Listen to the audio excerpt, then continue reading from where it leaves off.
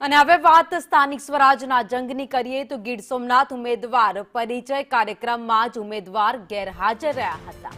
ભાજપે આયોજિત કર્યો હતો ઉમેદવાર પરિચય કાર્યક્રમ, જેમાં મહિલા ઉમેદવારની જગ્યાએ પતિ અને પ્રતિનિધિઓ ત્યાં હાજર રહ્યા હતા। 33% મહિલા અનામતની વાસ્તવિક અમલવારી પર સવાલ ઉભા થયા છે। ધારાસભ્ય અને સાંસદની હાજરીમાં જ મહિલા ઉમેદવાર ત્યાં ગાયબ જોવા મળ્યા। બહેનોને બહાર કાઢી ગામડા બતાવવા બારડનું નિવેદન, ચુડાસમાનું નિવેદન ભાજપ જાણ બહાર ધારાસભ્ય અને સાંસદ બનાવે છે।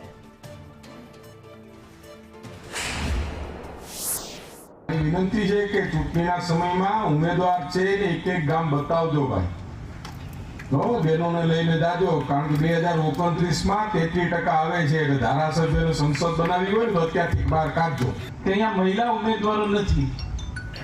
જે એના ઘરવાળા આવ્યા હોય ને એને મારી વિનંતી છે કે આ ભારતીય જનતા પાર્ટી છે, તમે લેતા આવજો। આમાં ધારાસભ્ય સંસદ સભ્ય કઈ બની જાય ને કોઈને ખબર નહીં।